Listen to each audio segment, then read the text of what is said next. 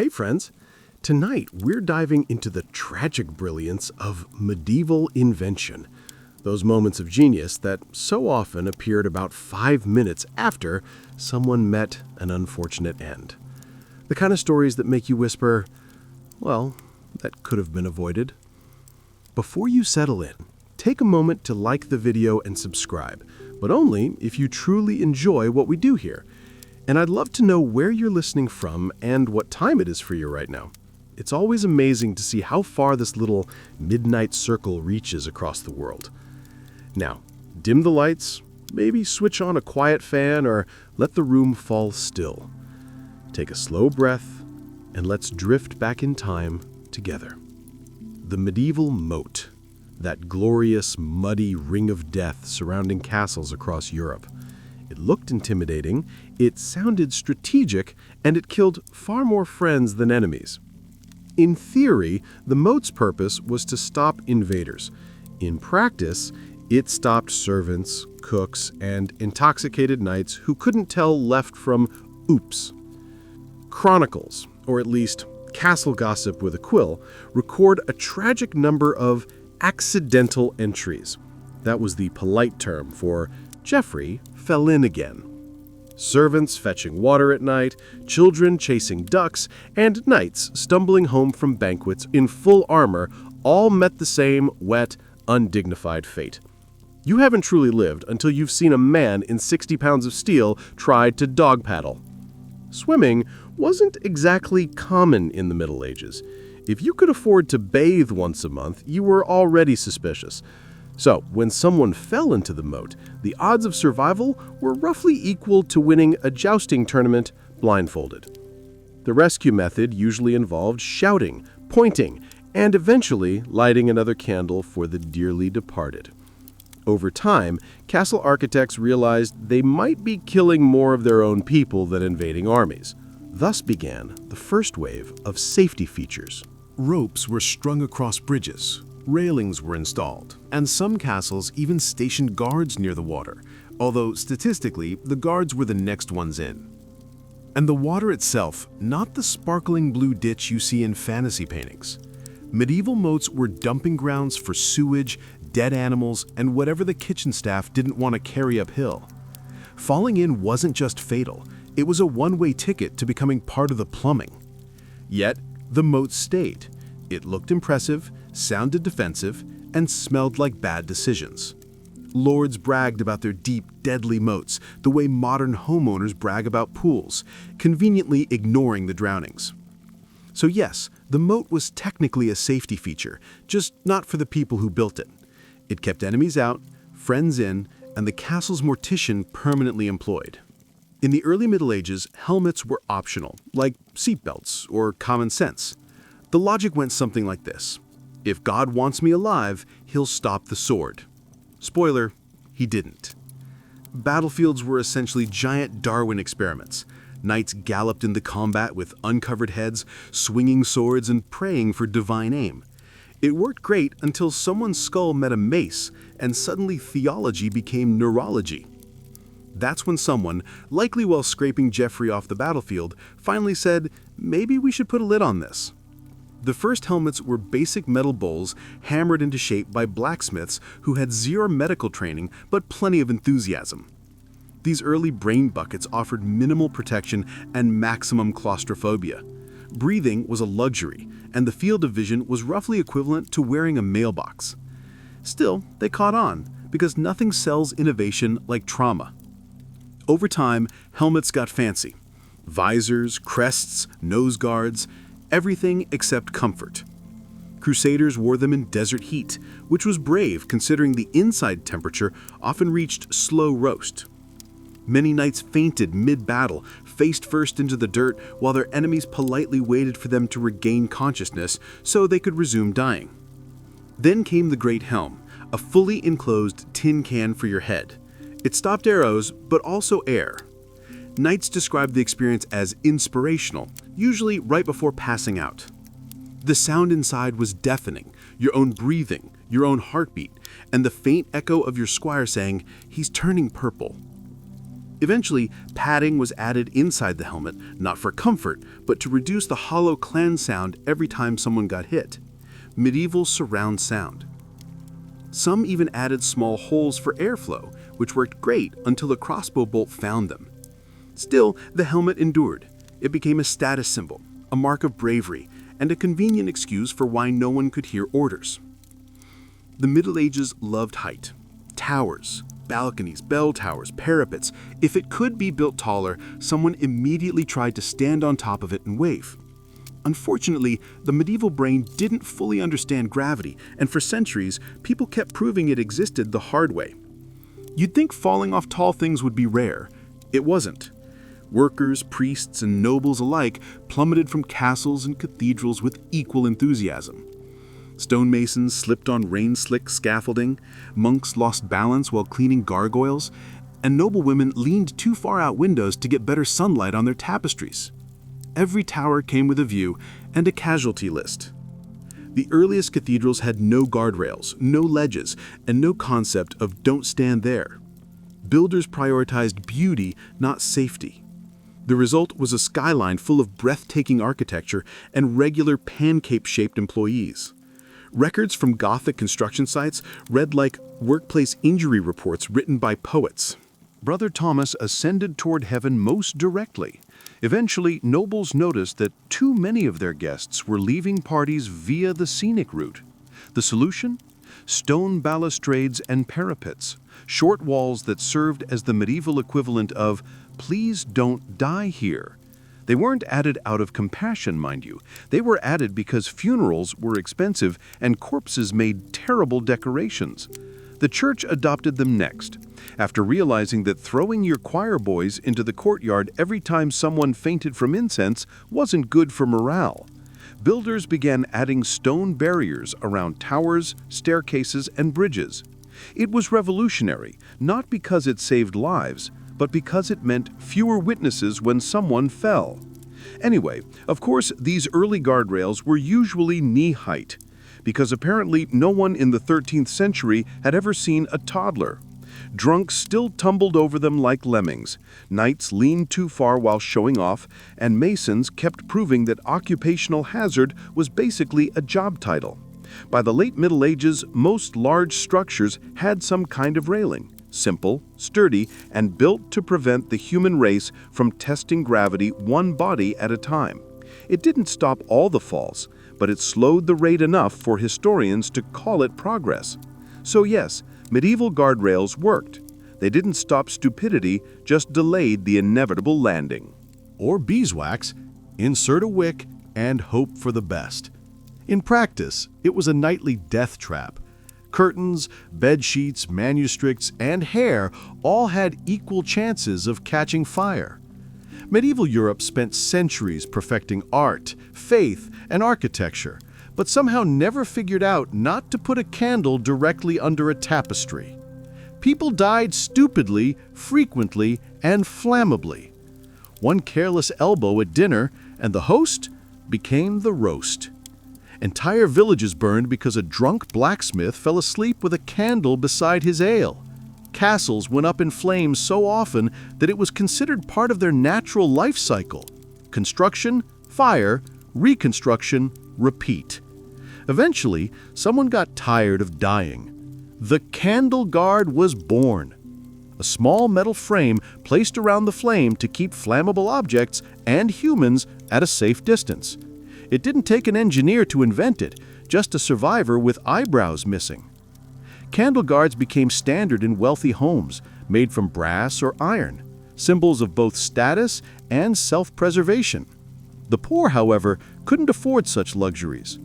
Peasant families used open tallow candles, which dripped, smoked, and smelled like despair. Fires were so common that local laws began regulating them. No candle shall burn unattended, which is medieval for "stop burning your house down, Gerald." Even monasteries weren't immune. Monks who spent their lives surrounded by flammable parchment used hundreds of candles to copy manuscripts, a profession that required steady hands and prayer that your robe didn't brush the flame. By the late Middle Ages, metal lanterns, glass holders, and hanging lamps appeared. Small victories against humanity's favorite pastime, accidental self-immolation. So yes, the candle guard was one of the earliest true safety innovations. It didn't stop stupidity, it just gave it a 4-inch metal buffer zone. And considering how often people still burn themselves with scented candles today, maybe we haven't evolved all that much. If there's one thing the Middle Ages excelled at, besides plague and creative torture, it was burning things down by accident. Chief among the arsonists were the cooks. Medieval kitchens were chaos incarnate. Picture this. Open hearths the size of small cars, boiling cauldrons, meat turning on spits, and apprentices running around with knives, grease, and no understanding of physics. The average kitchen fire wasn't an if, it was a when. The first problem was ventilation. There wasn't any. Kitchens filled with smoke thick enough to pickle your lungs while sparks danced into thatched roofs like little arsonist fairies. The second problem was alcohol. Cooks drank a lot. And nothing pairs better with flammable oil than a tipsy medieval man holding a torch. It's estimated that kitchen fires were the leading cause of castle reconstruction. Chroniclers would write things like, "The Lord's hall was consumed by flames, origin unknown." Translation, someone dropped a pig into the fire pit and didn't admit it.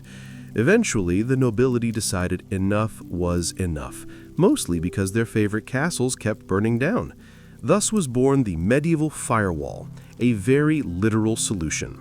Builders began constructing kitchen walls from stone instead of wood, and, revolutionary idea, moving them outside the main building. If you visit old castles today, you'll notice the kitchens are often detached, sometimes across a courtyard or in a separate annex. That wasn't architectural flair. That was centuries of culinary carnage condensed into one design choice. Keep the fire away from the important people. Large estates even introduced water barrels and sand buckets. Early firefighting tech, though usually ignored until the furniture was already glowing. In monasteries, special fire watches were assigned, which sounds noble until you realize their entire job was to stand there and yell, "It's on fire again!" Of course, the cooks didn't take this as an insult. Being moved outdoors just meant they could drink louder. So yes, the medieval firewall was genius in its simplicity. Put the flammable maniacs in their own building and hope for the best. It didn't eliminate kitchen fires, but it did make them someone else's problem. And that, in medieval engineering terms, counts as success. In the medieval mind, thunderstorms weren't weather, they were divine commentary.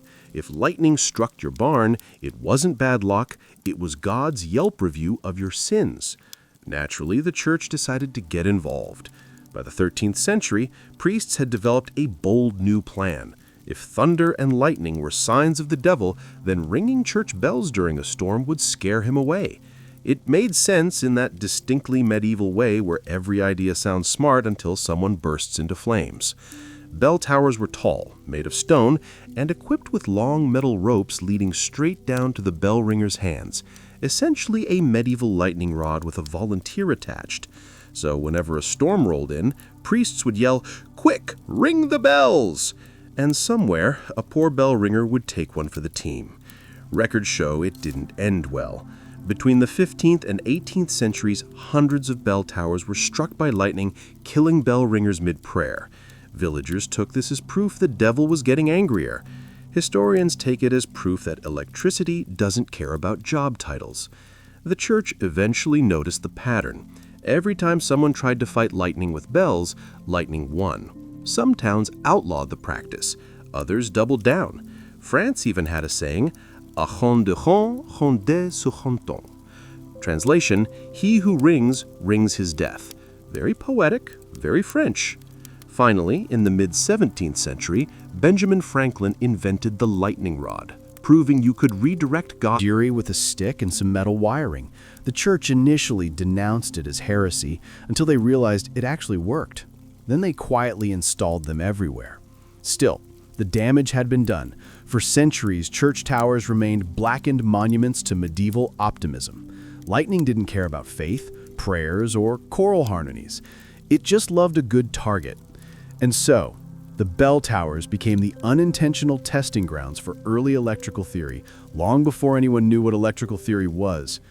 It's hard not to admire the faith, but harder still not to picture St. Peter sighing at the gate saying, "Another bell ringer, let me guess, thunderstorm."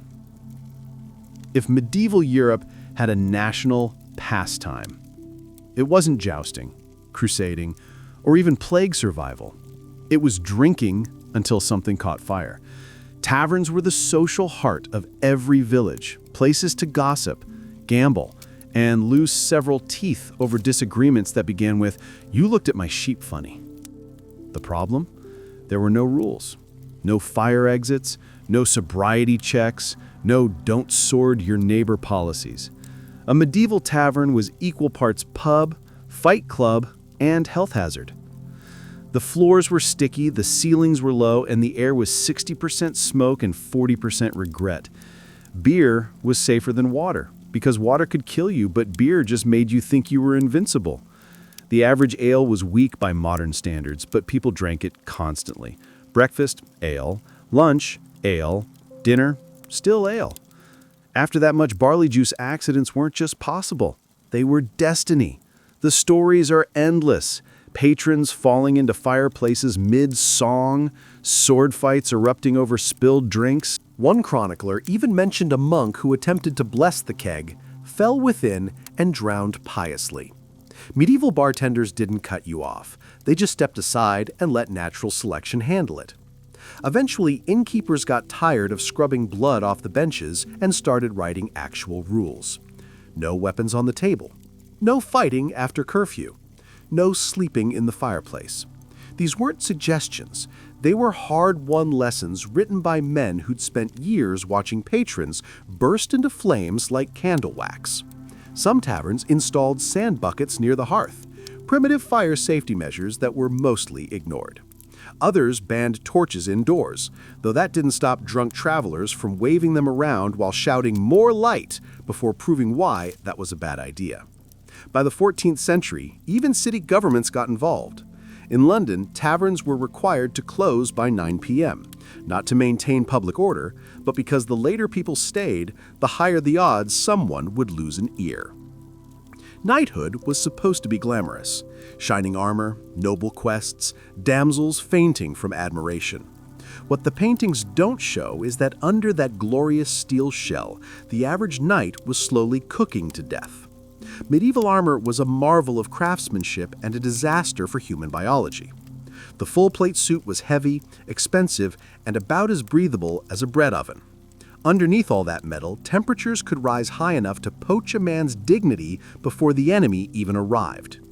Originally, knights wore armor directly over their tunics, a bold decision that quickly resulted in rashes, bruises, and what medical texts politely described as chafing of heroic proportions. You could tell a veteran by the way he walked, not from battle scars, but from thighs that had seen friction wars of their own. Eventually, someone had a revolutionary idea: padding. A quilted undergarment called a gamberson was introduced, stuffed with wool, linen, or whatever scraps were available. It cushioned blows, absorbed sweat, and gave knights the illusion of comfort. It also trapped heat like a portable sauna. In summer campaigns, soldiers fainted mid-battle, collapsing into elegant heaps of dehydration and regret. Chroniclers loved to romanticize it. The valiant knight fell, overcome by the sun. Translation: he passed out like an overheated rotisserie chicken. Still, padding was essential. Without it, armor rubbed skin raw and left bruises deep enough to be classified as modern art. Knights who skipped it often regretted it after their first battle or their first mile of walking.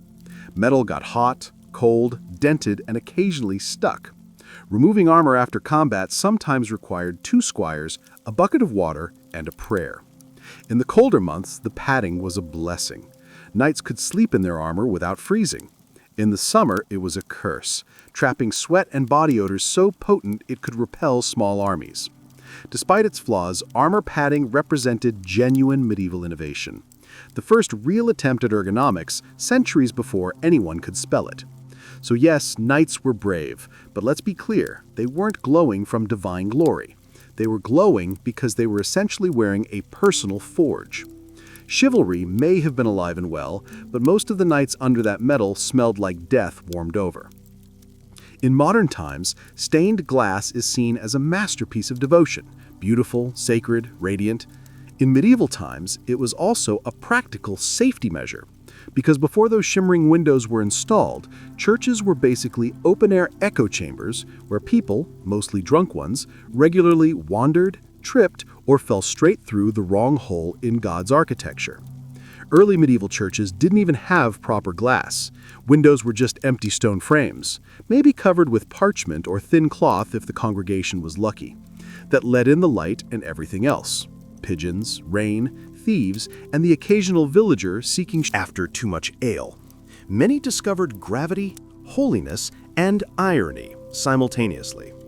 Then, sometime in the 10th century, glassmaking improved, and churches realized they could use it for more than just decoration. Colored glass wasn't just symbolic, it was practical.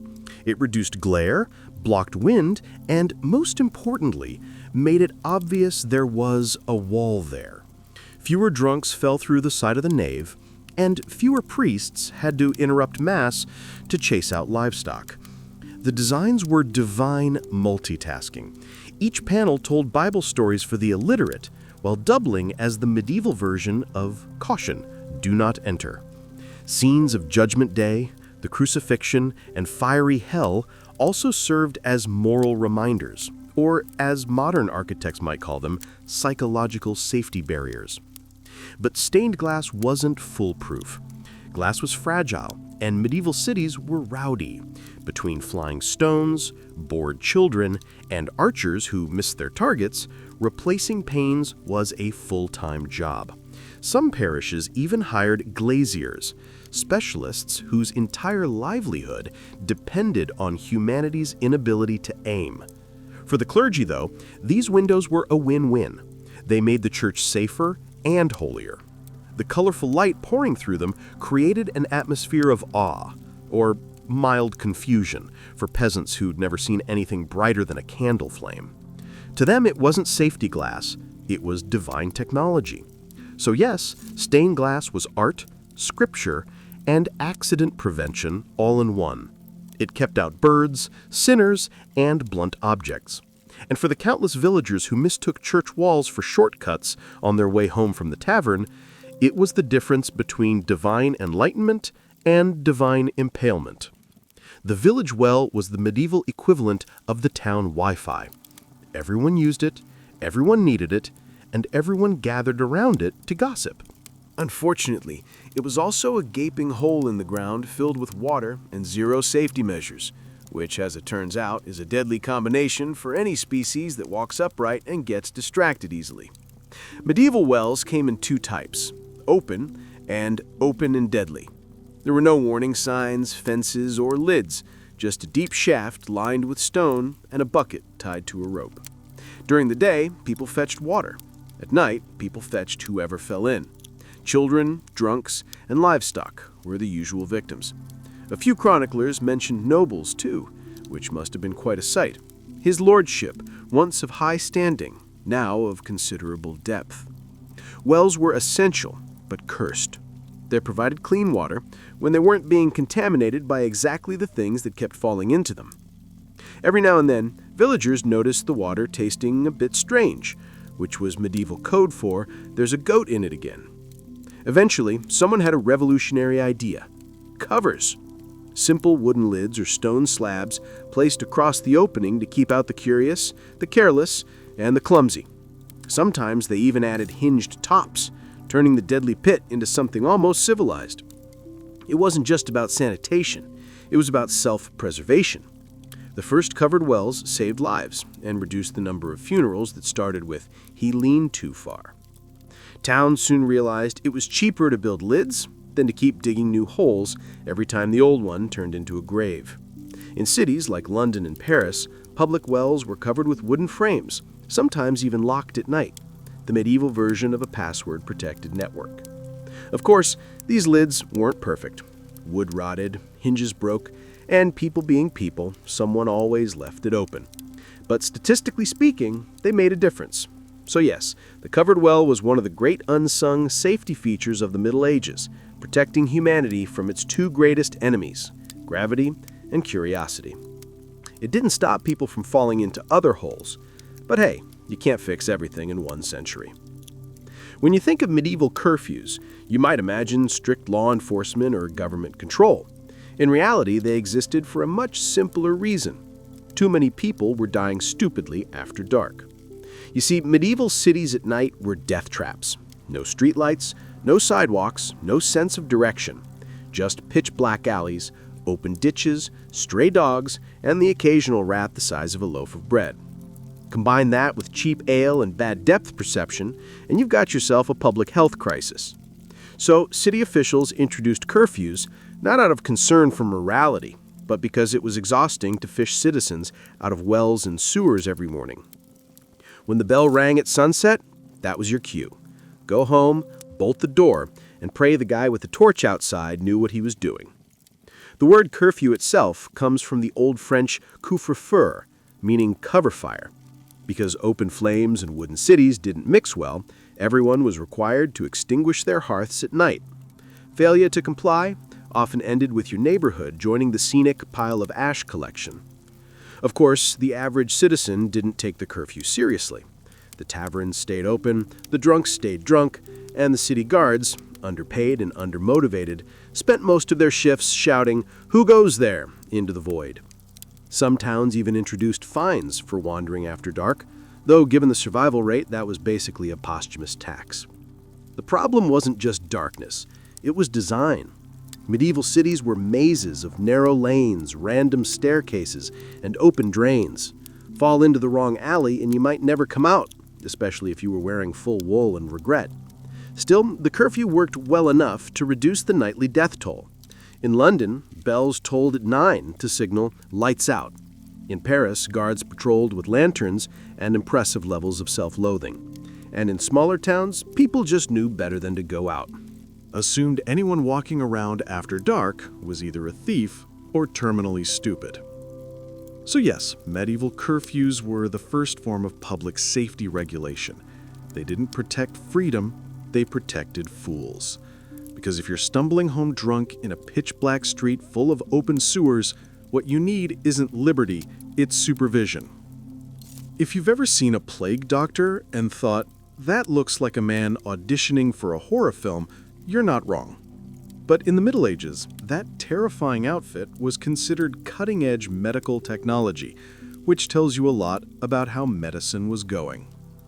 When the Black Death arrived in the 14th century, nobody understood germs. People blamed bad smells, divine wrath, or foreigners, the medieval holy trinity of scapegoats. Physicians, desperate to survive their patients, decided the solution was to look like death itself. The result was the plague doctor costume: a long waxed coat, leather gloves, boots, and the iconic beaked mask. Inside that beak was a mix of herbs, spices, and dried flowers. Basically, medieval potpourri. The idea was simple. If the air smelled bad, it could kill you, so mask it with something that smelled slightly less like decay. It didn't work, of course, but here's the thing. It accidentally did something useful. The full-body covering created a primitive barrier against fleas, which actually was spreading the plague. So by sheer dumb luck, the Bird of Death costume might have saved more lives than the doctor's medical knowledge ever did. Still, these doctors weren't exactly comforting. Imagine you're dying in agony and the door bursts open to reveal a 6-foot raven holding a stick.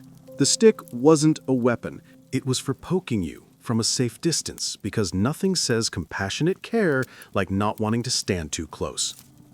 Their waxed coats could be wiped clean of contagion, though given hygiene standards of the time, clean was a relative term. Some even carried vials of vinegar to rinse their masks between patients, which worked about as well as spraying perfume on a corpse. To the terrified public, plague doctors looked like omens, and honestly, they were. When one showed up on your street, it meant everyone within coughing distance had about a week to start writing wills. So yes, the plague doctor's suit was medieval safety gear. equal parts genius and nightmare fuel. It didn't stop the plague, but it did achieve something almost as impressive. It made people wish for a quick death just to avoid seeing it again. Medieval bridges were miracles of engineering, right up until people used them. Built from stone, wood, or whatever the local lord had lying around, they were crucial for trade, travel, and the occasional stampede of pilgrims who refused to slow down. And that's where the trouble began. The Middle Ages didn't have traffic control. When a festival, market, or miracle happened, thousands of people would flood the nearest bridge like a migrating herd. Add in animals, wagons, and the medieval disregard for personal space, and you had the perfect recipe for a news headline that would have read, "Hundreds drowned during celebration of life." One of the most famous examples was the London Bridge disaster of 1282, when a massive crowd gathered to watch a nightly tournament and promptly collapsed part of the structure into the Thames. Chroniclers recorded many perished in the water, which is medieval shorthand for everyone ignored basic physics. The solution? Bridge chains and gates. Officials began installing barriers to limit how many people could cross at once. Some were wooden gates. Others were iron chains. Simple, sturdy, and utterly necessary since common sense had clearly drowned decades earlier. Guards were stationed to count carts and people, although medieval math being what it was, limit often meant until it capstocks. Of course, these measures weren't just for safety. Lords quickly realized that controlling bridge access meant they could also collect tolls. Nothing says public safety like monetizing it. So yes, bridge gates saved lives, but also funded new bridges to replace the ones that inevitably still collapsed. Despite improvements, bridge disasters kept happening. People panicked easily. Horses panicked faster. And most bridges weren't designed to hold hundreds of panicking things at once. So towns started adding side railings and thicker supports, and in some places simply banned dancing on bridges, which apparently had to be specified. By the late Middle Ages, bridges had evolved from death traps into slightly sturdier death traps. But the principle held: one chain, one gate, and one guard with authority over gravity. So yes, the medieval bridge was both progress and punishment. It connected people, carried trade, and occasionally reminded everyone that physics is undefeated. In the Middle Ages, the fireplace was the heart of the home, and also, quite often, the cause of death. Before chimneys became standard, indoor fires were set in open hearths, right in the middle of the floor, because nothing says domestic bliss like lighting a bonfire inside your wooden house. The logic was simple. Fire equals heat. Heat equals life. The problem was that smoke also equals suffocation. Medieval architects didn't really grasp ventilation. They built homes like sealed boxes and then acted surprised when everyone inside started coughing like a choir of dying donkeys.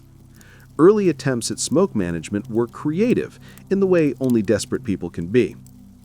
Some households cut a hole in the roof, a sort of DIY chimney that also doubled as a rain collector. Others hung pots or wet cloth above the fire to trap the smoke, which worked as well as it sounds. The result? Blackened Walls, asphyxiated residents, and neighbors wondering why the Joneses hadn't moved in days. Finally, someone had a revolutionary idea: the fireplace hood. A simple funnel-like structure built above the fire, designed to guide smoke up and out instead of directly into everyone's lungs. It wasn't perfect, but it was progress. It allowed homes to keep warm without accidentally recreating the atmosphere of Mordor. Wealthier homes and castles soon adopted them, often building grand stone hoods that became early ancestors of the chimney. For peasants, though, the technology took a little longer. And by a little, we mean several centuries. In the meantime, most simply lived with the constant haze, because oxygen was overrated and soot was free. Even with the invention of proper chimneys, accidents continued. Birds built nests in the flue, trapping smoke until the entire room turned into a medieval gas chamber. Chimney sweeps became an actual profession, though professional might be a stretch when your job involves crawling into a burning hole for a few coins and no dental plan. Still, the fireplace hood marked one of the great unsung leaps in safety, saving lives, reducing lung damage, and making the Middle Ages just a little less smoky. Medieval convents were supposed to be places of purity, where women withdrew from the world to live for God alone. But if you stepped quietly through the cloisters at night, you might have heard something very different from prayer: laughter, whispers, the creak of forbidden footsteps. Because beneath the pious surface of medieval monastic life, something far more human was often stirring. Many of these women had never wanted to be there in the first place. Daughters of nobles were routinely donated to the church, not out of divine calling, but to save on dowries or protect family inheritance. Some were sent to atone for their father's sins, others because they had no husband or too many opinions. To the outside world, they were brides of Christ, but to many inside, they were prisoners dressed in linen and bound by vows they never chose. In the beginning, the rules were strict: silence at meals, fasting, long hours of prayer. Yet human nature is stubborn. The walls that kept men out couldn't keep temptation in. The smallest gestures, a letter slipped through the grating, a song hummed in Latin with suggestive undertones, became tiny rebellions. And soon rebellion grew bolder. There were nuns who brewed wine and smuggled it past abbesses, others who met local priests or travelers in the garden cloisters. Some even disguised themselves and sneaked into nearby villages during feast days. The church turned a blind eye, at least until rumors became scandals. Chroniclers of the time, mostly male monks, were both shocked and fascinated. They wrote of immodest behavior, of sisters corrupted by fleshly desires. Some reports spoke of secret pregnancies and infants mysteriously buried in monastery gardens. Others mentioned visions, nuns claiming to see angels or Christ himself in moments of ecstatic trance. Historians still debate how many of these were genuine religious experiences and how many were attempts to mask forbidden passion behind a veil of mysticism. The convent fortress of purity had become a mirror of the world it tried to shut out, full of longing, guilt, and desire.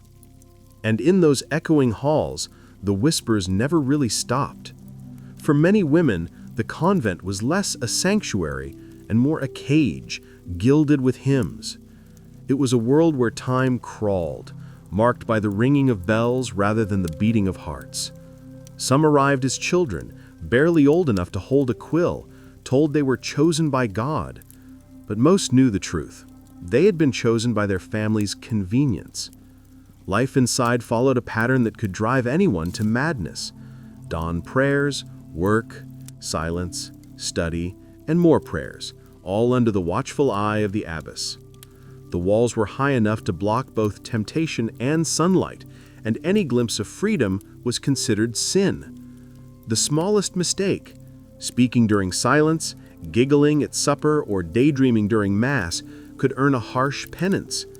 Kneeling for hours on stone floors, fasting for days, or sleeping without blankets in the cold. Some women accepted their fate with grim devotion, but others began to imagine ways to feel alive again. They embroidered secret messages into altar cloths, wrote love letters disguised as hymns, and exchanged longing glances with confessors who were supposed to guide their souls, not tempt their flesh. When you live a life of enforced purity, even a look can feel like a rebellion. Not all convents were equal. Wealthier ones resembled miniature courts, filled with noble daughters who brought their servants, their luxuries, and their vanity with them. They wore fine linen under their habits, painted their lips with berries, and held whispered feasts in hidden chambers. Poorer convents, by contrast, suffered from hunger and isolation, their sisters surviving on scraps and hope. But in both kinds, temptation found a way to bloom like ivy through cracks in stone. The church tried to keep things orderly. Inspectors were occasionally sent to reform unruly convents, but these visits often revealed more than Rome wanted to hear. One chronicler confessed that after visiting several nunneries, he feared for his own soul. "The devil walks in petticoats there," he wrote. For many of these women, faith and frustration lived side by side. They prayed to be pure, yet dreamed of love. They called themselves brides of Christ, but behind the veil, many were still just women, yearning, restless, and very much alive. Temptation has a way of finding its way through even the thickest walls. In medieval convents, it arrived quietly. A smile from a visiting monk, the warmth of a candlelit confession, the simple act of being seen by someone after years of invisibility. For women trapped in a lifetime of obedience, the smallest flicker of attention could ignite an inferno. Priests and monks often served as confessors to nuns, and their presence blurred the line between the sacred and the sinful. These men were meant to guide, absolve, and protect, yet some became enamored by the same women they were supposed to keep pure. In confessionals, whispers of sin became whispers of desire. A trembling voice admitting impure thoughts was sometimes met not with chastisement, but with understanding, even longing. Many of these relationships began as spiritual intimacy and spiraled into something far more physical. Records from the time tell of priests sneaking into convent dormitories at night. Some built secret tunnels or bribed gatekeepers. One chronicler described how holy fathers entered not through the gates, but through the heart. It was poetry to some, scandal to the church. When discovered, the punishments were brutal. The men were defrocked or executed. The nuns, shorn of their hair, were locked in their cells for life or made to do public penance, barefoot, whipped and humiliated before the altar. But punishment didn't erase desire. It only drove it deeper underground. Many nuns hid their affairs under the guise of divine visions. When caught trembling in ecstasy, they claimed to be receiving the embrace of Christ. Mysticism became the perfect disguise. The more holy their rapture appeared, the less anyone dared to question it. Some even rose to fame as visionaries, venerated for what was in truth forbidden passion, turned into spiritual theater. The convent was now a strange paradox, a place where love was both condemned and sanctified, depending on how cleverly it was hidden. Behind the cloistered walls, desire wore a rosary and spoke in Latin. And while the world outside imagined the nuns praying in perfect devotion, the truth was far more human and far more dangerous. By the 13th century, mysticism had become the perfect cloak for everything the church didn't want to see. Visions, trances, and divine ecstasies were praised as signs of holiness. But in some convents, they became the language of secret pleasure. When a nun fell into a swoon during prayer, trembling and gasping that Christ had entered her soul, no one dared to question the nature of her rapture. The boundary between divine union and carnal ecstasy blurred until no one could tell where one ended and the other began. Some of the most famous women of the Middle Ages walked this dangerous line. Take Sister Agnes of Montepulciano, who claimed angels carried her into the arms of Christ nightly.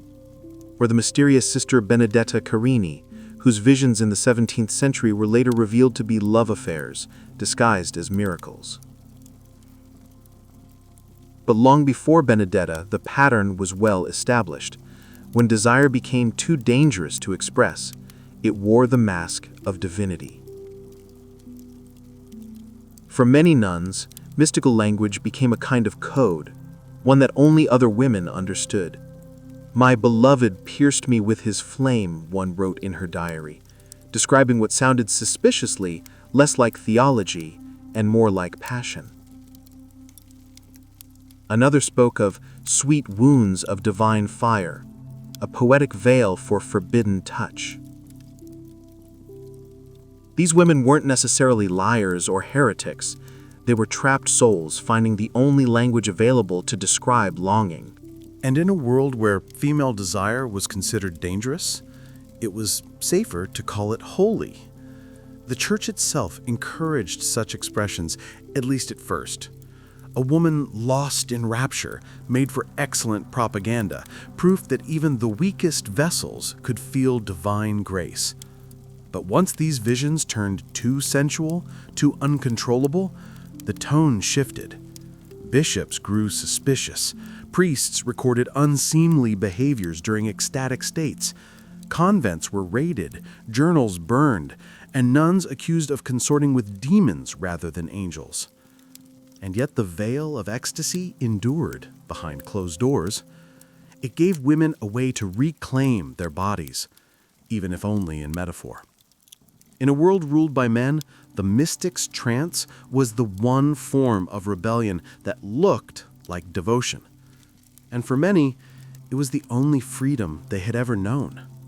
Where there is desire, there are consequences. And in the cloistered world of medieval convents, those consequences were impossible to hide forever. Behind the chants and incense, some sisters carried more than secrets. They carried life itself. The archives of medieval Europe whisper of pregnancies concealed beneath heavy habits, of infants smuggled out through convent kitchens or buried beneath herb gardens where only the moon bore witness. It was not as rare as the church wanted people to believe. In many regions, France, Italy, Germany, bishops conducted investigations after rumors of unholy births.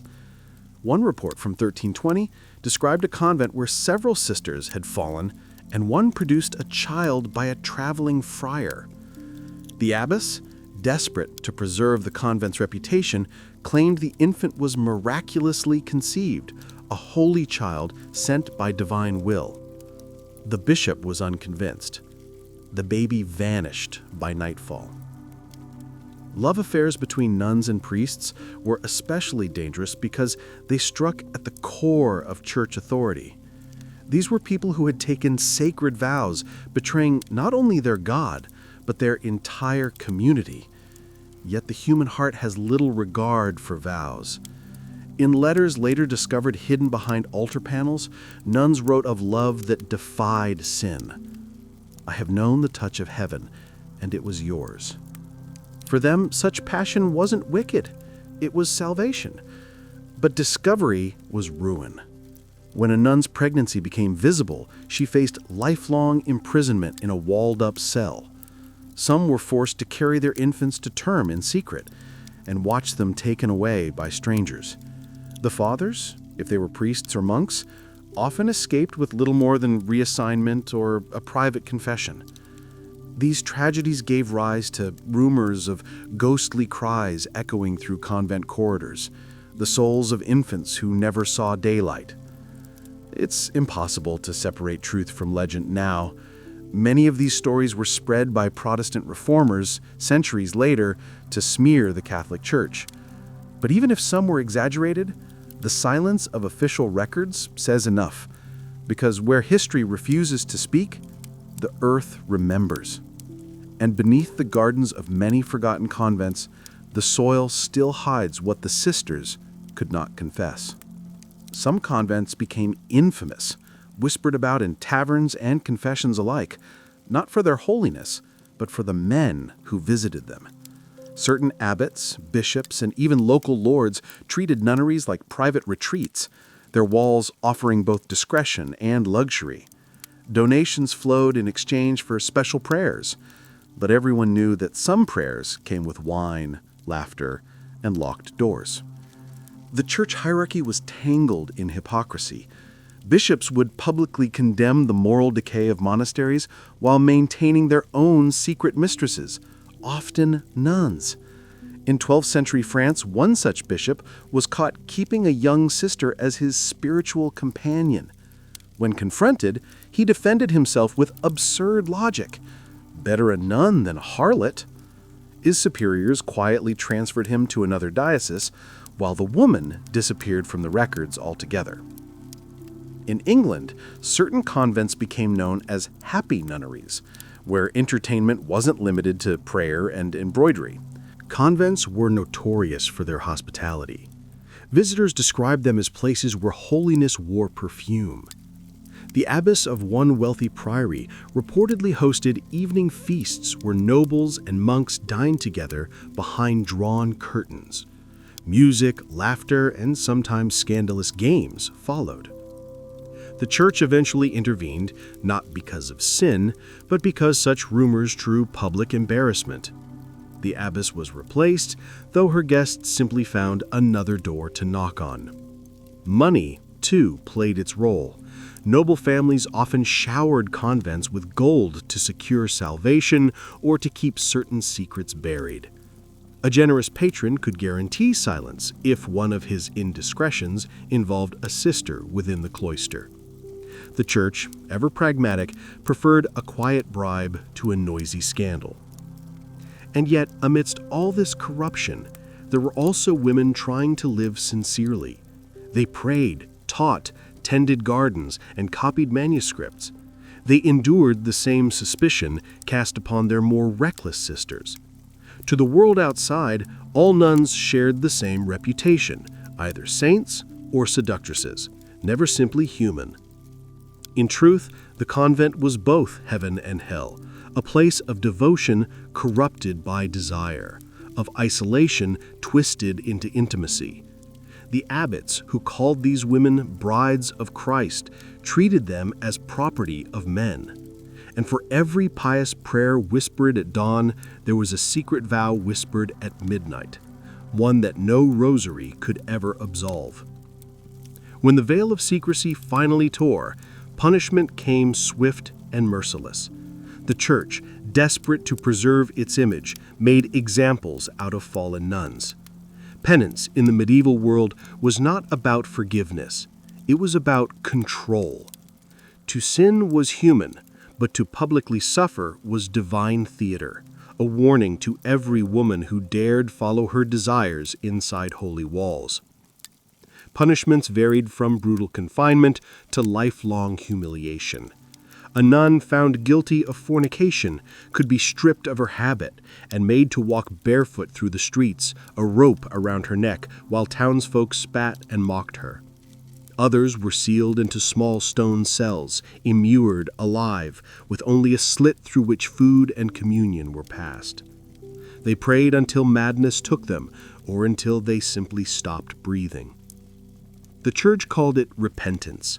History calls it cruelty wrapped in sanctity.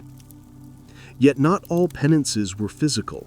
Some were psychological, designed to break the will rather than the body. A sister might be forced to serve in silence for decades, never spoken to again by her peers, a ghost among the living. Others were sent to remote monasteries, exiled to cold mountains or swamps where no confession could reach them. And always the blame fell harder on women. The priests or monks involved were often quietly reassigned, their sins washed away with holy water and influence. Despite these punishments, scandals kept resurfacing. Some church officials even admitted that the cloister system itself invited sin, locking men and women into unnatural extremes of suppression and temptation.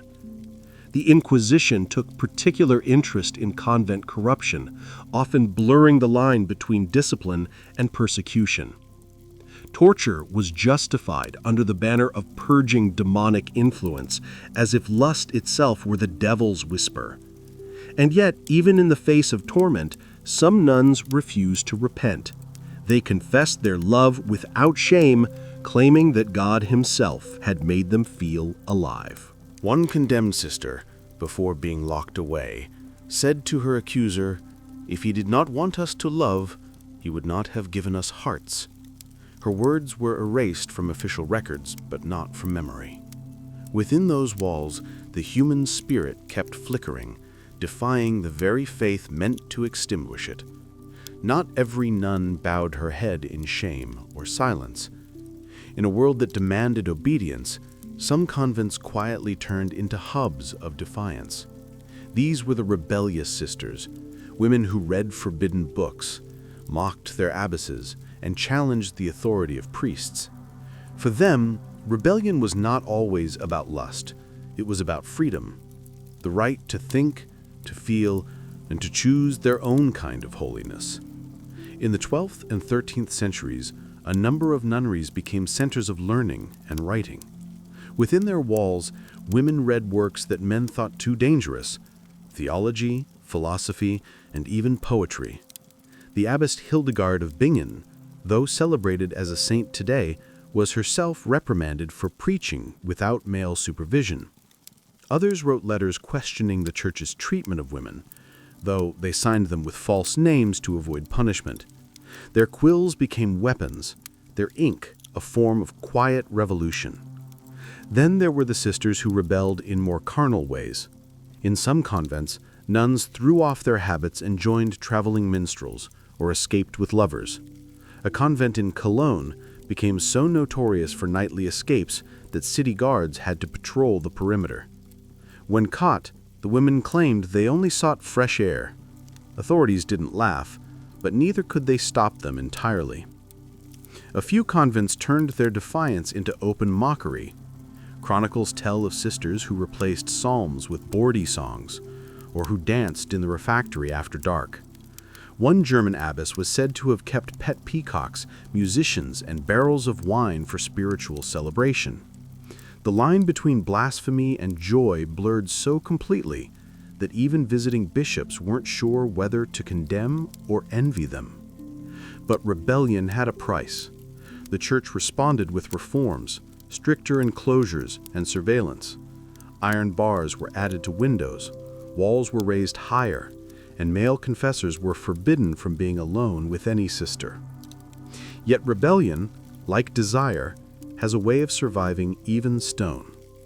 For every woman who submitted, another whispered her defiance into the night.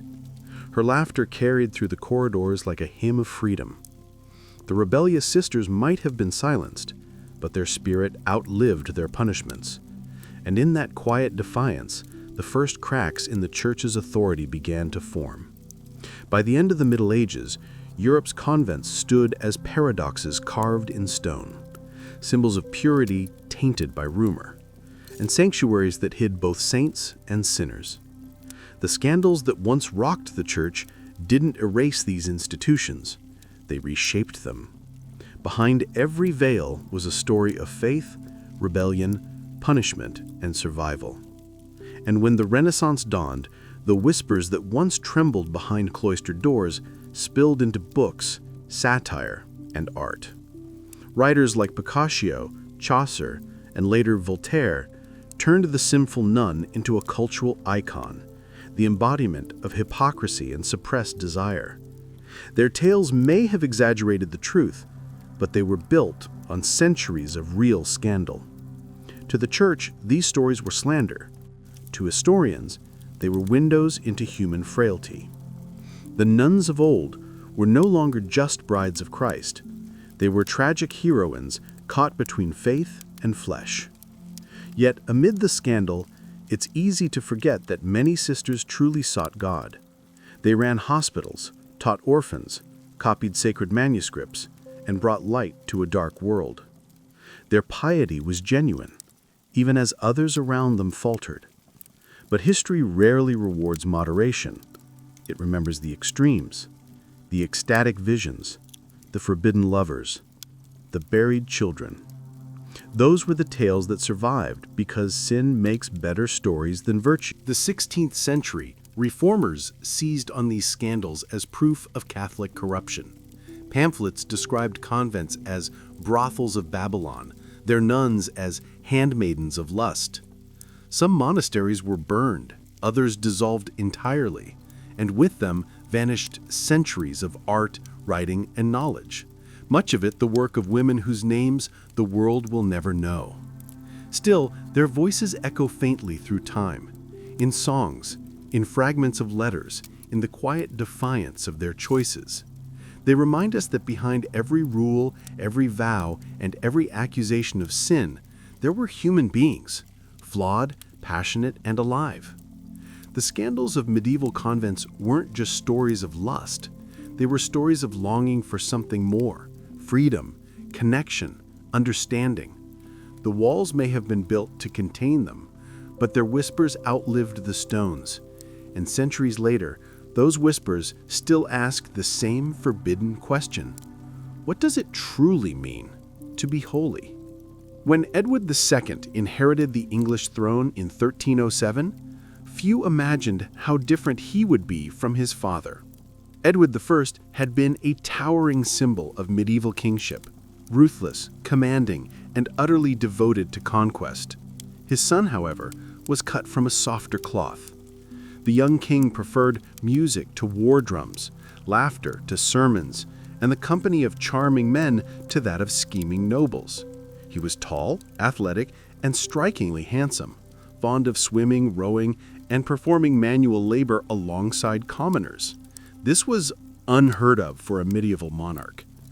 The son of the Hammer of the Scots was seen hauling stones with masons, mingling with servants, and playing rustic games in the fields.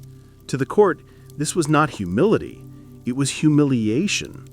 The barons whispered that their king was acting beneath his station. But Edward didn't care. He had always been an emotional man, drawn to intensity, loyalty, and beauty in others. And none embodied those qualities more than Piers Gaveston, a dashing knight from Gascony who had once served as his father's page. The moment Edward met him, something sparked. A friendship so deep, so consuming that even chroniclers of the time could only describe it as love. When his father banished Gaveston for being a corrupting influence, Edward was furious. As soon as he became king, one of his first acts was to recall Piers, showering him with titles, jewels, and lands that should have gone to England's most powerful lords. He even made Gaveston Earl of Cornwall, a title traditionally reserved for royalty. It was an unmistakable statement. Piers Gaveston was not merely a friend, he was the king's chosen one. This favoritism ignited fury among the barons.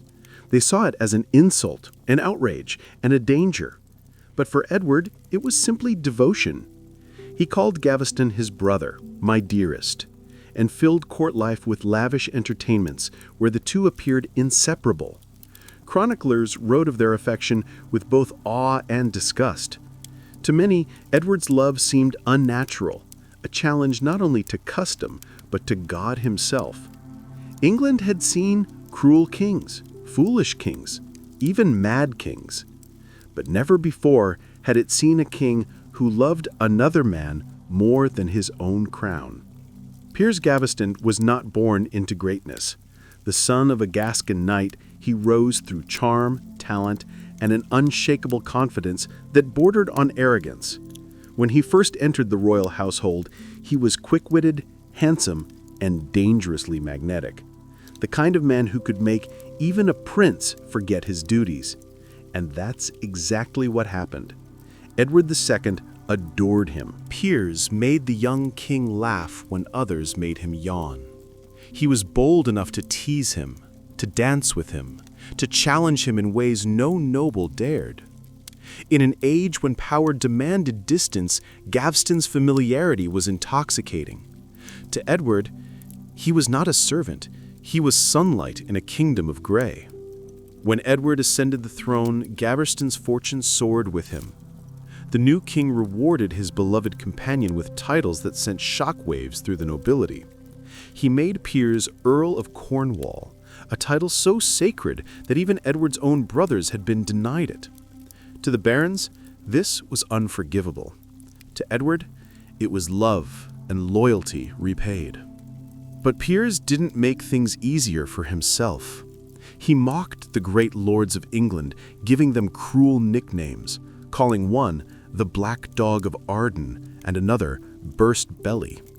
He strutted through court in silk, surrounded by musicians and flatterers, flaunting jewels finer than the king's.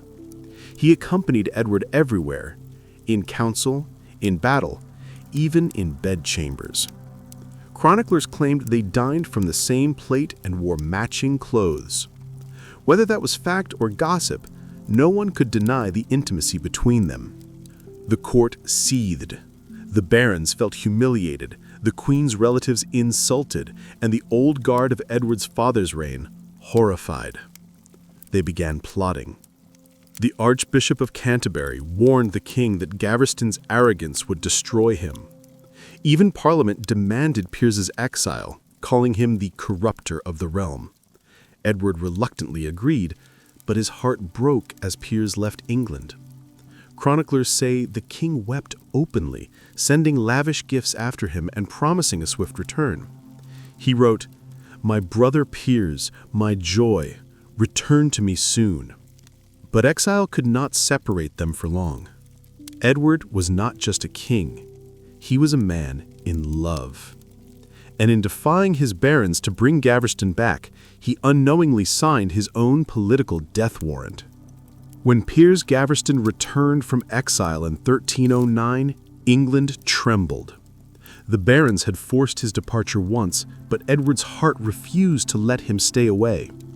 The king welcomed him back with feasts and gifts, proclaiming his return as a triumph of loyalty. To the nobles, it felt more like betrayal. They had warned the king, and now he was mocking them. Gaveston's arrogance only grew. He rode through London with golden armor and a jeweled sword, flanked by guards who saluted him as if he were king himself. His coat of arms glittered beside the royal banner. Even the coronation of Queen Isabella, Edward's new French bride, was overshadowed by his presence. Chroniclers claim that while the queen sat ignored, Edward's eyes never left Gaveston's face. The insult was impossible to forget. The barons, now united in outrage, swore to destroy him. They called themselves the Lords Ordainers, a coalition of England's most powerful men.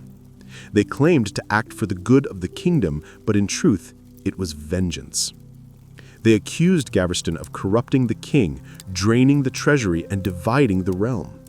Parliament exiled him again, this time threatening death should he return. But Edward defied them. Once more, he recalled his beloved companion, hiding him in castles, protecting him with soldiers, and defying every demand for obedience. Love made Edward reckless, and his enemies took advantage. In 1312, while the king and Gaveston were traveling, the Earl of Lancaster and his allies struck. They captured the royal favorite near Scarborough and dragged him south in chains. Edward begged for mercy, sending letters, envoys, and promises. None of it mattered. The barons despised Gaveston too much to let him live. At Warwick Castle, without trial or pardon, Piers was condemned as a traitor. On a gray June morning, he was led to Blacklow Hill, mocked by soldiers who once bowed before him. There they ran him through with a sword and left his body to rot in the open air. When Edward heard the news, he fell into grief and fury so deep it frightened even his allies. Was gone, but in death he became legend. The king's obsession had cost him his greatest love, and soon it would cost him his crown. When Queen Isabella arrived in England as a young bride, she expected a royal husband, not a rival. The daughter of France's powerful King Philip IV, she had been raised to command respect. Yet her new husband, Edward II, barely looked at her. His gaze, his affection, and his loyalty all belonged to Piers Gaveston. During her coronation, Edward had seated Gaveston beside him in royal robes, while Isabella, the Queen of England, was treated like an afterthought.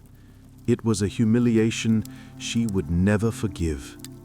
After Gaveston's death, Isabella played the part of the beautiful wife, comforting Edward through his grief. But inside, she was watching, learning, and waiting. She saw how her husband clung to memories of his lost companion, how he alienated the nobility, and how his rule began to crumble. When he turned his affection toward a new favorite, Hugh Despenser the Younger, Isabella recognized the same dangerous pattern repeating. Despenser was ambitious, cunning, and far more ruthless than Gaveston had ever been. He used the king's affection to seize lands, wealth, and power. Nobles who opposed him were imprisoned or executed. Even Isabella's own lands were confiscated. England groaned under the weight of their greed. For the Queen, it was not just insult now. It was survival. In 1325, Edward sent Isabella to France to negotiate with her brother, the new French king. Once there, she refused to return. She declared that I will not return to my lord while that man dispenser stands beside him. Then she did something no medieval queen had ever dared. She gathered an army.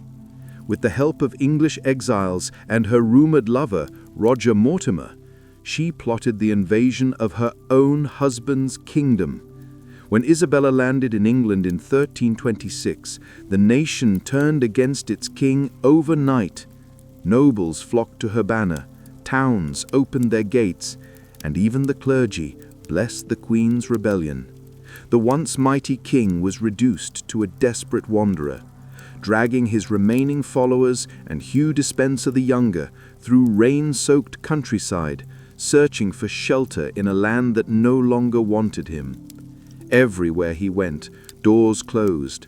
Even the Welsh marshes, his supposed stronghold, turned against him. The chroniclers described the king and Despenser disguised as monks, slipping from one abbey to another, hungry and terrified. But the hunt was relentless. The Queen's men tracked them across the coast, cutting off every path to escape. In November, they were finally cornered near Neath in South Wales. There, the king was betrayed by his own servants and captured without a fight. The fall of Hugh Despenser was far less merciful. Dragged in chains to Hereford, he faced Isabella's fury in full view of the people. They hated him more than anyone alive, the man who had corrupted their king, stolen their lands, and ruled through terror. His trial was a mockery, his sentence pure vengeance. He was hanged, cut down alive, castrated, and disemboweled before a jeering crowd. His body was quartered, his head nailed to London Bridge. Isabella and Mortimer watched from a platform, silent and satisfied. As for Edward, he was a prisoner now, not in name, but in truth. Stripped of his crown, he was taken to Kenilworth Castle, where Parliament formally deposed him. The once proud ruler sat in chains as the Archbishop declared his right to rule had passed. Young son, Edward III, the new king. The crowd cheered. The deposed monarch wept. In theory, Isabella promised to keep her husband alive under honorable custody. In practice, few believed she intended mercy. Mortimer's power depended on Edward's silence, and Isabella's vengeance was not yet complete. England's most tragic king was now a ghost in his own realm, surrounded by guards loyal to his enemies, and somewhere deep within his cell, he must have wondered which would come first, forgiveness from his God or death from his wife. After his capture, Edward II was taken from one fortress to another. A fallen king passed between his captors like an inconvenient burden. Eventually, he was delivered to Berkeley Castle in Gloucestershire, a grim fortress surrounded by swamps and guarded by men loyal to Queen Isabella and her lover, Roger Mortimer. His fate was uncertain, but few doubted that death would soon follow.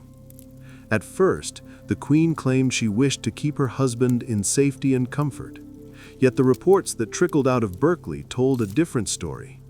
Locals spoke of the king being kept in a cold, damp cell, denied proper food, and woken at night by guards hammering on the doors to prevent him from sleeping. Some claimed he was tormented by the sounds of trumpets and laughter outside, the mockery of those celebrating his downfall. Edward's spirit began to collapse. This was a man who had once ruled all England, now reduced to a ghost, whispering prayers to guards who despised him. His only companions were memories of Gaveston's laughter, of youth and sunlight long gone. Letters from sympathizers were intercepted. Even attempts to free him were brutally crushed. The more his supporters plotted, the tighter his captor's grip became. In the summer of 1327, a rebellion briefly erupted in Wales, hoping to restore the deposed monarch. It failed, but it terrified Isabella and Mortimer. They feared Edward's continued existence might inspire a greater revolt. Soon after, a cryptic message was sent to Berkeley. Edward of Knoppen must die, without manner of violence. The meaning was clear. Kill him, but leave no mark of murder. What happened next would become one of history's most infamous mysteries. Chroniclers claim that one September night, Edward was pinned beneath a mattress to muffle his screams, and a red-hot poker was inserted into his body to destroy him from within. A punishment both cruel and symbolic, meant to mock the king's rumored passions. Others insist he was quietly strangled or starved. Whatever the truth, Edward II was dead by morning. His body, they said, bore no wounds, just a face twisted in agony. The castle's bells tolled softly that dawn, announcing not a royal death, but the silencing of England's most scandalous love. The official story was clear. Edward II died in September 1327 at Berkeley Castle. His body was displayed to ensure everyone knew the king was truly gone. A funeral was held in Gloucester Abbey, where a coffin was placed before weeping courtiers and guarded day and night. But from the beginning, something didn't add up. The body, some whispered, didn't look like Edward's. The face was unrecognizable, disfigured beyond recognition. Others noted that the coffin was sealed before many could view it. And then came the rumors that the former king had in fact survived his supposed execution. Within a year of his death, sightings began to spread. A hermit in the Welsh mountains claimed a gaunt man had appeared at his hut one stormy night, dressed in rags but speaking like a noble. In Ireland, there were reports of a stranger calling himself William the Carpenter, who seemed to know too much about royal affairs. Even in Germany, a story emerged of the wandering penitent who spoke fluent English and bore the bearing of a fallen king. Most historians dismiss these tales as hopeful myth, a way for Edward's sympathizers to imagine he'd escaped the cruelty of his fate. But some evidence lingers in royal letters. A 1338 document written by a papal envoy claimed that Edward was alive and living in exile in Italy under protection of a monastery. The letter described him as penitent, bearded and broken, yet at peace. Whether that was truth or political rumor, no one knows. Queen Isabella and Roger Mortimer, however, acted like people haunted by ghosts.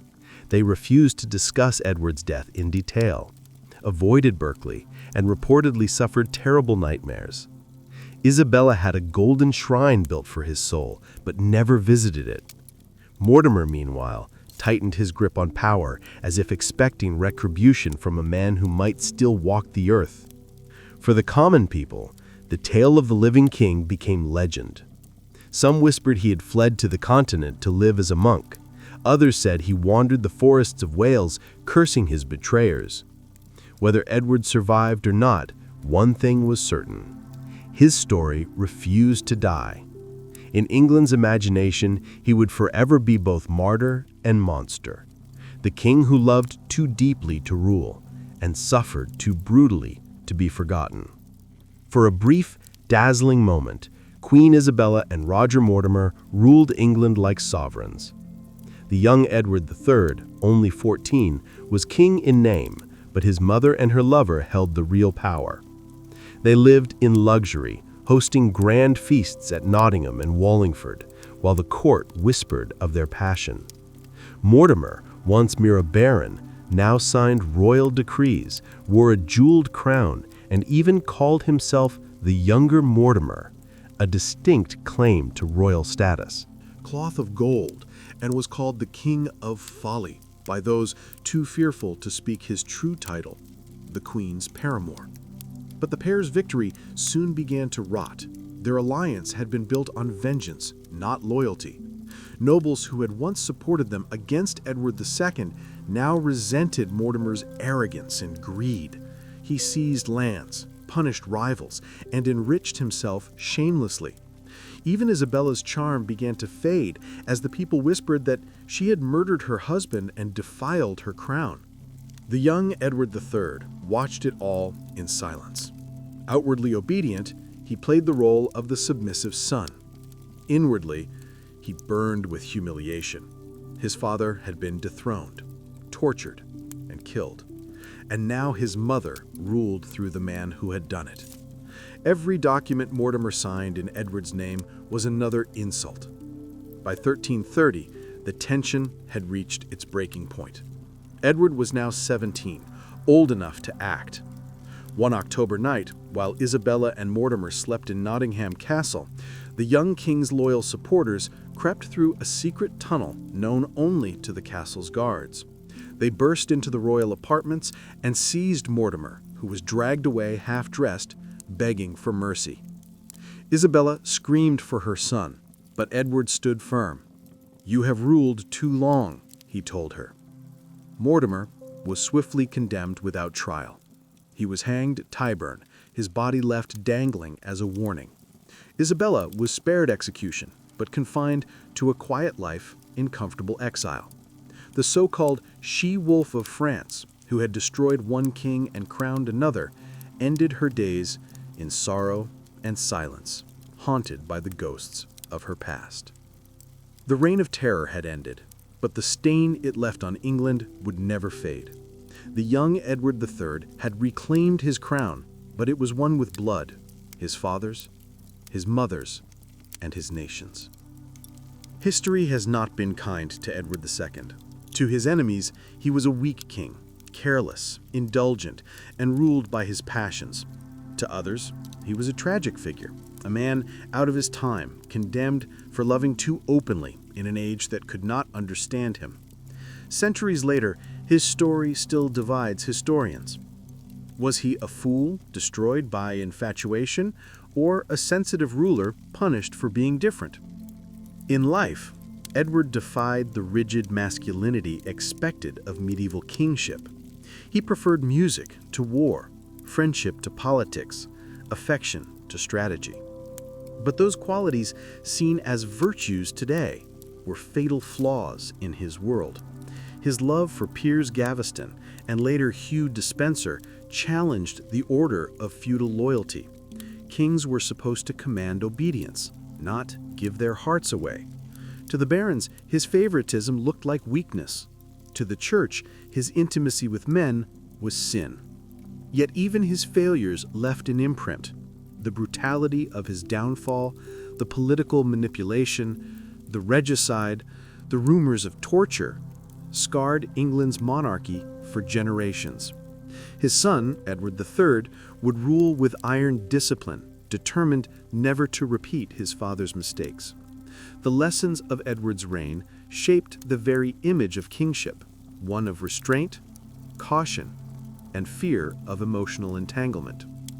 As for Isabella, the so-called she-wolf of France, she ended her life quietly in a convent, dressed in gray, haunted by guilt.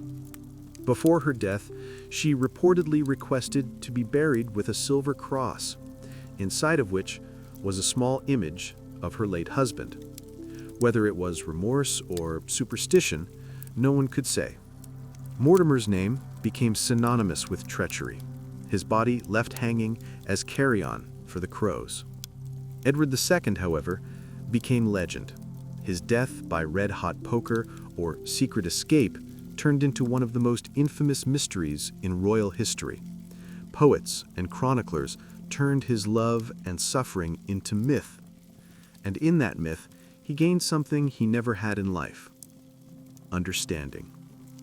Today, Edward stands not just as a failed king, but as a symbol of forbidden love, political cruelty, and the human heart's defiance against power. His story reminds us that history often punishes emotion, yet it is emotion that keeps history alive. In the year 1193, Paris glittered with celebration. King Philip II of France, called Augustus by his admirers and the Fox of France by his rivals, was finally remarrying. His first wife, Queen Isabella of Hainaut, had died tragically young, leaving him a widower and his kingdom without a queen.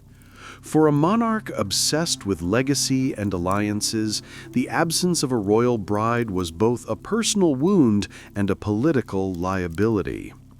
Enter Princess Ingeborg of Denmark, a young woman known for her grace, intelligence, and piety. She was the sister of King Canute VI of Denmark, a powerful ruler in the north. The match was perfect on parchment. It promised peace between France and Denmark, influence over the Baltic trade routes, and a symbolic bridge between northern and western Christendom. Diplomats hailed it as a union blessed by God and guided by strategy. Ingeborg arrived in Amiens radiant and hopeful, her golden hair covered modestly by a silk veil. Chroniclers wrote that the wedding on August 14th was magnificent, the cathedral echoing with choirs, the nobles of France dressed in jewels and crimson robes. The king, in his early 30s, was every inch the warrior monarch, tall, handsome, and commanding. To all present, it seemed like the dawn of a glorious new partnership. But by the next morning, that illusion was shattered. The king, who had seemed so smitten, now refused to speak to his bride. Couriers whispered that Philip had become pale and withdrawn, that he would not even look upon Ingeborg. Before the day was done, he summoned his bishops and declared the marriage invalid, claiming he had been bewitched, that something unnatural had occurred. Ingeborg, stunned and humiliated, wept before the altar, begging her husband to remember his vows. Philip turned away. The wedding feast was cancelled, the gifts withdrawn, and the young queen was locked away in a convent in Etienne. Her royal title was stripped before she had even worn the crown. Europe was stunned. What could have happened on their wedding night to provoke such instant revulsion? Was it witchcraft, politics, or something far more personal? The scandal had begun, and it would haunt Philip for the rest of his reign. No one knows exactly what happened between King Philip II and Queen Ingeborg on the night of their wedding, but by dawn, something had gone terribly wrong. The grand cathedral bells that had pealed in joy now rang with confusion, and servants whispered of strange events in the royal chambers. When couriers came to greet the couple in the morning, the king's face was ashen. He refused to look at his bride, muttered orders in a trembling voice, and demanded that the bishops annulled the marriage. Immediately, the reaction stunned everyone. The Archbishop of Reims, who had blessed their union less than 24 hours earlier, was speechless. The Danish ambassadors demanded to know what crime their princess had committed, but Philip gave no clear explanation. He claimed a grave impediment prevented the marriage, though what that impediment was he would not say. Some said the king had discovered that Ingeborg's family was related to his own, making the marriage invalid under canon law. Others whispered of witchcraft, that Ingeborg had bewitched the king, clouding his mind and body. Whatever the cause, Philip's behavior bordered on hysteria. Chronicles describe him pacing, refusing food, and muttering that he was bound by evil. When priests advised him to take his wife back, he cursed them. Within days, Ingeborg was separated from the royal household and confined to a convent in Etienne. She was still legally the Queen of France, yet she was treated as a prisoner. Ingeborg's reaction was far more dignified. She wrote letters to her brother, King Canute VI of Denmark, describing her anguish and insisting the marriage had been lawful and consummated. "I am his wife before God," she declared, "and nothing but death will part us." Her words carried across Europe, stirring sympathy and outrage. The Danish court was furious. To them, the humiliation of their princess was an insult to the Danish crown. They demanded papal intervention.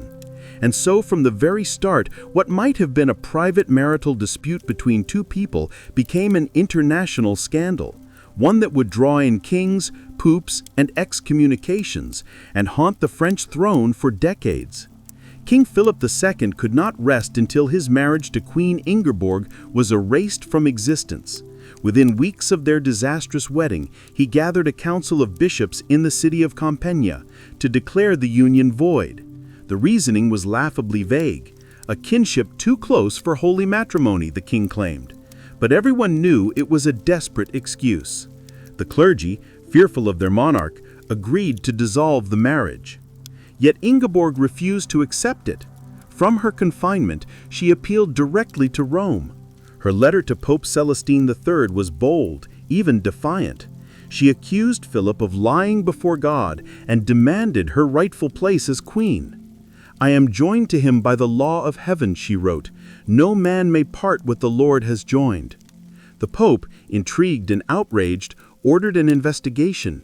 He ruled that the marriage was valid and commanded the king to take his wife back, but Philip ignored him completely. In a move that scandalized Europe, the king married again, this time to Agnes of Morania, a beautiful Bavarian noblewoman known for her gentleness and charm. The court adored her. The church did not. To marry while his first wife still lived and claimed him as her husband was a grave sin. The Pope excommunicated Philip, and the entire Kingdom of France was placed under interdict, a terrifying punishment that suspended all church services, weddings, and burials. For 7 long months, the bells of France were silent. Yet Philip would not yield. He adored Agnes, calling her my true and blessed wife, while Ingeborg languished in isolation. He refused to even hear her name spoken.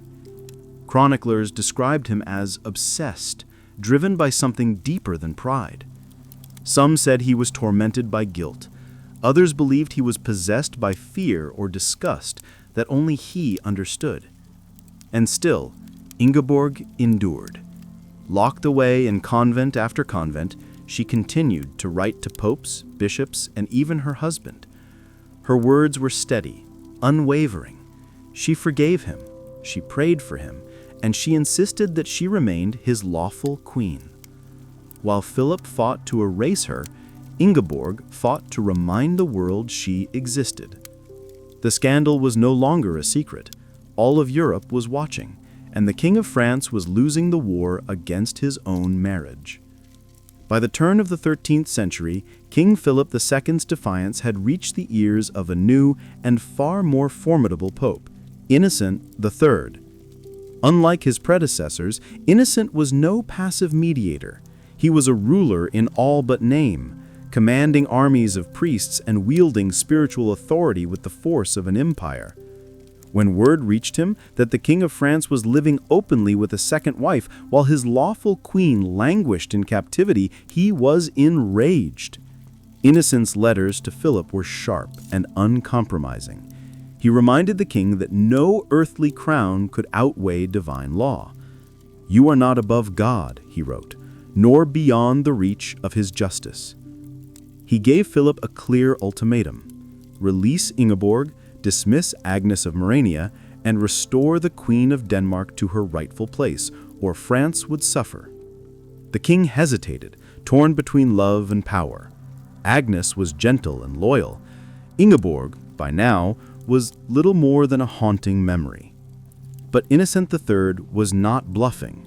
In 1200, he imposed a new interdict over all France, the second in a decade. Churches were closed, bells were silenced, marriages were forbidden, and the dead were buried in unconsecrated ground. The people panicked. Merchants cursed the king for their losses. Peasants whispered that God had turned against France. Philip's barons began to rebel. Even his allies at court grew uneasy. It was one thing to defy a pope. It was another to invite divine wrath on an entire kingdom. Finally, under crushing political and spiritual pressure, Philip relented. He dismissed Agnes, who by then had borne him 2 children, and ordered that Ingeborg be freed from her confinement. But the reunion was icy. Chroniclers say that when Ingeborg was brought before him, the king trembled and muttered that he could not bear her presence. he treated her with contempt, refusing to share her chambers or acknowledge her as queen. Yet, to the world she was restored, a victory, at least on paper. Pope Innocent was satisfied. The interdict was lifted, the churches reopened, and France returned to grace. But behind palace walls, the marriage remained a living corpse. Philip obeyed the church, but only because rebellion had become more dangerous than love. Though the papal interdict was lifted and the scandal publicly resolved, Queen Ingeborg's nightmare was far from over. She was technically restored to her title, but in truth, she was more ghost than queen, existing in the margins of a court that wanted her forgotten. King Philip II refused to see her, speak to her, or even allow her to live near Paris. Instead, he sent her to a remote fortress in northern France, under the guise of royal protection. Guards were instructed not to let her leave, not to let her write freely, and to treat her with the cold politeness reserved for prisoners of noble blood. Ingeborg's isolation was a political performance. To the church, she was Queen of France. To the French court, she was an embarrassing relic, the woman whose very presence reminded everyone of Philip's humiliation before Pope Innocent III. Yet even from her confinement, she refused to disappear. She continued to send carefully worded letters to Rome, each one a masterpiece of restraint and endurance. "I forgive my lord," she wrote, "for though his heart is hard, my faith is stronger than his anger." Her steadfastness turned her into a symbol across Europe. Chroniclers from Denmark to Italy wrote admiringly of her patience and piety. In an age when royal wives were discarded like pawns, Ingeborg became something extraordinary, a woman who stood against a king and survived. Meanwhile, Philip's heart remained in conflict. Though he had dismissed Agnes of Morania under papal pressure, he secretly continued to mourn her. When she died in 1201, barely 20 years old, he ordered masses in her name and wore mourning garments. Some say his hatred for Ingeborg deepened after Agnes's death, as though he blamed her for the loss of the only woman he had truly loved. Still, politics forced him to maintain appearances. He allowed Ingeborg a small household, servants, and funds, but never affection. Decades passed this way. The queen grew older, but never bitter. By the time Philip began planning his later campaigns in Normandy and Flanders, Ingeborg had been trapped in her gilded exile for nearly 20 years. France had forgotten her, but Rome had not. And soon, the church would once again force the king to face the woman he could not escape. By the second decade of the 13th century, King Philip II's fortunes had changed. He was no longer the reckless monarch defying popes and imprisoning queens. He was now the conqueror of Normandy, the rival of England, and the architect of a stronger France. Yet even in his triumph, one problem still shadowed his reign: Queen Ingeborg. The Pope had never forgotten her. Successive pontiffs had continued to remind Philip that his lawful wife remained unjustly confined. Letters from Rome arrived regularly, each more insistent than the last. One papal envoy even declared that Philip's victories in war would count for nothing in heaven, while the Queen of Denmark lives in sorrow. By then, Ingeborg had been a prisoner for nearly 20 years. Perhaps time softened him, or perhaps politics made reconciliation convenient. But in 1213, Philip suddenly announced that Ingeborg would be restored to full royal honor. Chroniclers were astonished. The woman who had vanished from history was now summoned back to court, her title reinstated, her dignity restored. The church rejoiced, Denmark celebrated, and Rome declared the scandal finally over. But when Ingeborg returned to public life, the wounds were still visible. She appeared pale and fragile, her face marked by years of isolation. The courtiers bowed, yet few dared to speak to her. She was, after all, the queen who had once brought the mightiest monarch in Europe to his knees. Philip, older and hardened by politics, greeted her with formality, cold but not cruel. He arranged for her to have a household befitting her station, though they rarely met. It was less a reunion than an armistice. Still, Ingeborg's quiet triumph was undeniable. Against all odds, she had survived imprisonment, defied annulment, and outlived her rival. Her unwavering faith had bent a king and outlasted a generation of scandals. From then on, she lived a peaceful life, residing in royal manors near Paris, attending church, and occasionally appearing beside Philip at state ceremonies. Chroniclers noted that she seemed serene, even content. Her vengeance was not loud. It was her endurance. The woman once branded as a curse on the French throne had become its moral victory. And while Philip ruled his kingdom with steel and cunning, it was Ingeborg, quiet, patient, and unbroken, who ruled history's judgment. As the years passed, King Philip II of France became the very image of royal success. He had defeated the English at Bouvines, expanded his realm, and transformed France into the most powerful kingdom in Western Europe. But behind his triumphs, there remained one wound that no crown could hide: the scandal of Queen Ingeborg. To his subjects, it seemed the affair had been resolved. Ingeborg lived quietly in royal estates, attended church with grace, and kept away from court intrigue. Yet the truth was more complicated. Philip's conscience was restless. He never spoke of her, but his actions betrayed guilt. He gave generous gifts to monasteries, funded masses for the souls of the dead, and surrounded himself with confessors who preached repentance. One chronicler remarked that the king, though mighty in war, trembled at the judgment of heaven. Some said Philip feared divine punishment for what he had done to Ingeborg. Others believed the memory of Agnes of Morania, his lost love, haunted him even more. Perhaps both women occupied his heart in different ways, one as sin, the other as sorrow. But either way, he began to spiritually Withdraw from the pleasures of his youth. His nights grew quieter, his temper shorter. The once brilliant and fiery monarch seemed hollowed out by his own history. Meanwhile, Ingeborg's reputation only grew brighter.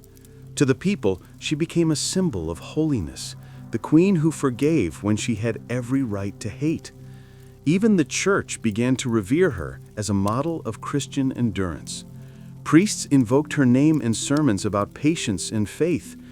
She had become, in a strange way, the moral mirror of the king himself. Philip's final years were marked by victories and regret. He built churches, endowed hospitals, and tried to make peace with Rome once and for all. When he died in 1223, the clergy praised him as Augustus the Great, but whispers persisted that he had died seeking forgiveness from the woman he had wronged. Queen Ingeborg did not attend his funeral, yet she prayed for his soul. For all the cruelty he had shown her, she remained constant in grace. History would remember him as a conqueror, but her as the woman who conquered his conscience.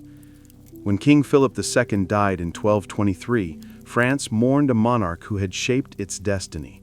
But the woman he had wronged most lived on. Queen Ingeborg, now in her 50s, had outlasted her husband, her rivals, and nearly every bishop who had once conspired against her. For the first time in 30 years, she was truly free. No longer shadowed by guards or confined by royal will, she withdrew to a quiet residence near Corbes, not far from Paris. Though she held the title of Dowager Queen, she lived simply, spending her days in prayer, charity, and correspondence. The courtiers who visited her spoke of her calm dignity, the same serenity that had carried her through decades of isolation. Some said her eyes still held sadness, but not bitterness. She had learned to turn suffering into peace. Her stepson, King Louis VIII, treated her with genuine respect. Unlike his father, he acknowledged her publicly as Queen of France and ensured her lands and income were restored. Under his brief reign, and later under her stepson, Louis IX, the future St. Louis, Ingeborg finally enjoyed the honor she had been denied for so long. The court that once called her cursed now spoke of her as blessed. She devoted her fortune to good works, founding churches, endowing monasteries, and aiding the poor. Those who met her described her as gentle yet formidable, a woman who had survived scandal, exile, and humiliation without losing her faith. Even the chroniclers who once pilloried her now praised her. No queen of France, one wrote, ever bore injustice with such patience or triumphed with such silence. Though Ingeborg rarely spoke of her past, she never renounced the vows she had made as a young bride. She considered herself Philip's true wife until death, and in her prayers, she asked God to forgive him, not for her sake, but for the peace of his soul. By the time she passed away in 1237, she had lived almost half a century after that infamous wedding day.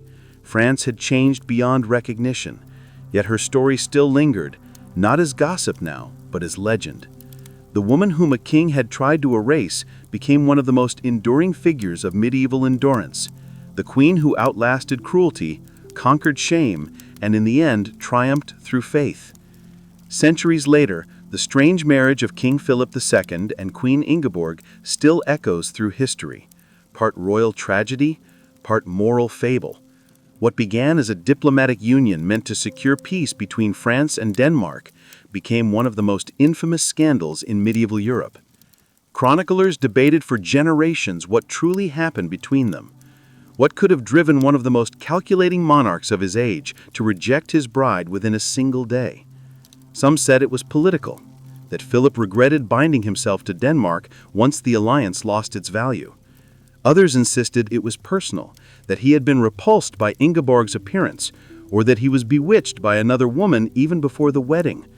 But the most enduring theory was spiritual. Spiritual, that guilt, pride, and superstition had clouded the king's mind, convincing him that his marriage was cursed. Whatever the truth, it revealed a darker side of medieval kingship, where private desire could overturn divine law and shake the authority of popes. The Church never forgot the affair.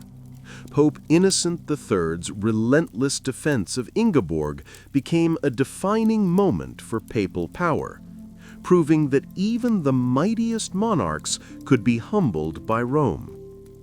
Historians later called it a quiet revolution in obedience, the day when kings learned they were not gods. For Denmark, Ingeborg became a national heroine. Her letters, preserved in archives, were studied as examples of piety and moral strength. For France, however, she remained an uncomfortable memory, the queen who refused to vanish.